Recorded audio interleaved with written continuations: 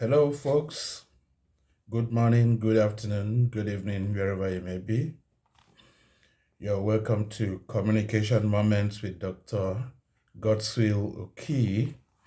And today we shall be looking at something also vital for internal communications, you know, and that is talking about the newsletter.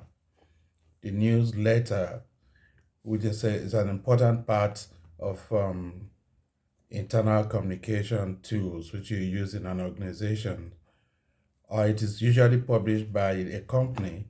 It's usually published by the company, and it's target mainly for the workers, for management, for customers, and for other major stakeholders. The newsletter, more often than not, is a reflection of what the organization is all about. Uh, the newsletter is there to tell about the activities. What are the activities of that organization? What are those things that take place in an organization? So it serves a lot of purposes.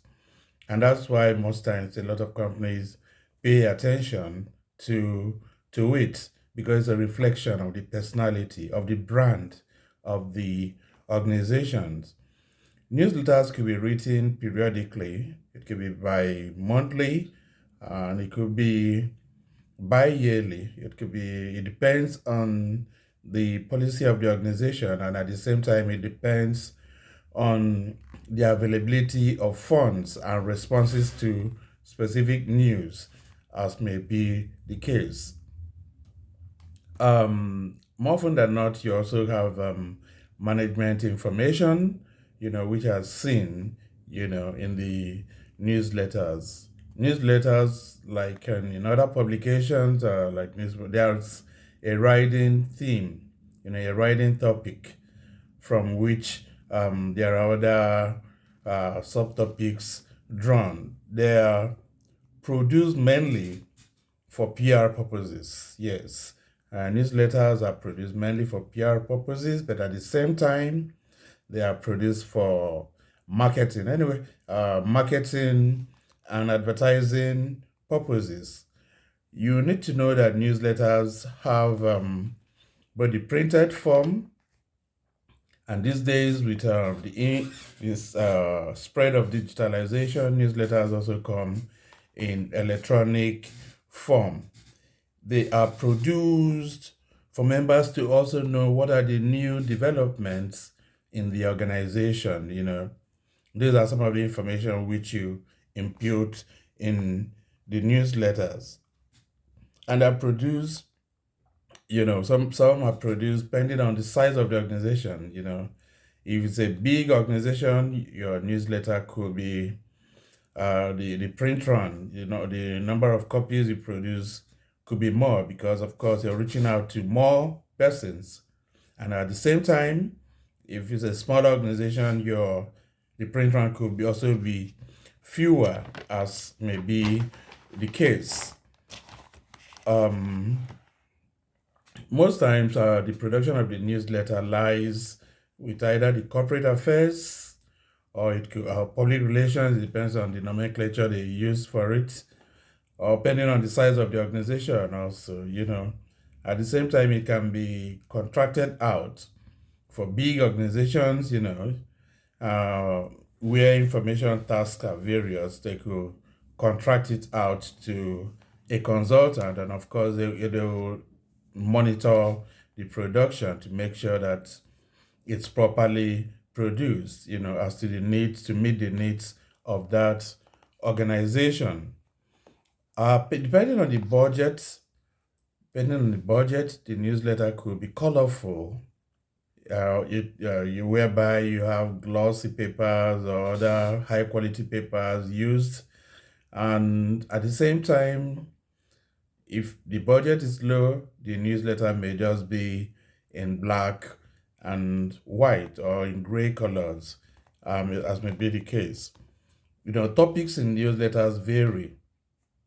There are various topics which you have in the newsletters. You can have about new products. You can have about change in management, information on staff, birthdays, and or related articles, industry, information, those things that people are interested in, new products. Okay, I've mentioned that, you know, or even about the competition. These are the things that your sales, things that will boost um, the interests of the major stakeholders, including the customers and the management. So these are part of the thing you put in a newsletter. So and it serves for advertising purposes. Pending, of course, the name of the organization is going to be there. The how colorful it is will be there, and the management will also be there. Uh, Looking at newsletters as what do you call it, email marketing strategy is also an addition to the traditional one, the mainstream one that we all know about, and that is cheaper to produce anyway, depending on the design abilities of the organization. In this case, it is sent in as a form of solicitation. You know, it's you also depending on the owner of the organization. It has to be regulated. You don't want to engage in producing email newsletters all the time. It could also be a put off, to your potential clients, because it's also used for solicitations. For email newsletters, emphasis should be on the design. We can't talk so much about the designs. It has to be taken into consideration, the design, the content. What are the contents? The email newsletter, you have to be wary of giving out too many information as it is, so that you don't bore your reader. And then what value is one taken away from the newsletter? That is taken into consideration. Other things you take into consideration: the headers, what I call headers or headlines, which are guides. Then you have to have a masthead in that production. A masthead to determine this is the name and it's from this organization. Then the logo in a proper color scheme. It should drive the colors. It should drive the colors used in that production, because it's a form of identification. It's like your name is your brand name, like God's will, your brand name. And then the imageries are you have to use pictures, you have to use or illustrations, or you can use both of them. Then the content layout, it has to be simple, it has to be followable, if there's a word like that, and it has to be pleasing to the eye of the reader. So these are the things you look out for in email newsletters. The content should be relevant. Should not be just on anything. It should be relevant and valuable to the audience, and it should provide the readers with some form of help. A reader should look at an email and come up with certain information, either new information, or it could come up about the value or some form of advice. That is it about newsletters in organization. Quite important, if an important communication too. Briefly, there's something happening in Nigeria. Remember, I like talking about my country, Nigeria. Now the president of the country has a name attached to him. I think he's called T-Pain.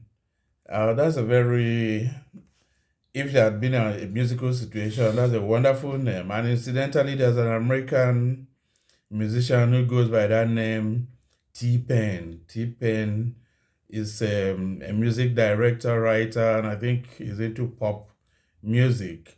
As it is, Nigeria has popularized him the more, because I'm sure he's trending on Google and on the internet. But giving that name to the president, Bola Ahmed Tinubu, it's something sad. It's sad because T-Pain, obviously that means Tinubu's pain. it reflects how the people feel about the government, and it goes to show that that's a form of protest, but at the same time, it's also a way to call his attention to ongoings.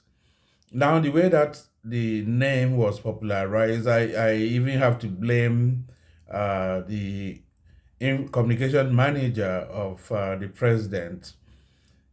Rather than ignore something that is not savory, you on your own popularized it. So people, the president is complaining about the new nickname. So of course you've aroused curiosity, you've created interest, and as a result of your position, it has gone viral. So obviously, for as long as the administration won't or the policies are still biting the people, uh, that name is going to subsist. I don't think the communication and information managers have done well, you know. But really, it could also be used as a public relation scoop, which I will not indulge. Um, but I think it's more should be done. More should be done really, so that such names should not be attracted to our leaders. We had one that they call Baba Go Slow, now T-Pain. We ought to have names, fanciful names attached to our leaders. But this goes to show how people feel about such leadership or the pains they are going through. Now I'm taking so much time. I will stop here. Remember, this is me, Dr. Godswill Oki, Communication Moments. We perfect the art of communication in you. Recall that we are into consulting, marketing, communication, consulting, advertising, public relation, research, and we shall always fulfill your dreams of enhancing your communication needs. Once again, thank you. I hope we learned something about newsletters and also a little talk about the presidency. More needs to be done. Thank you. See you soon.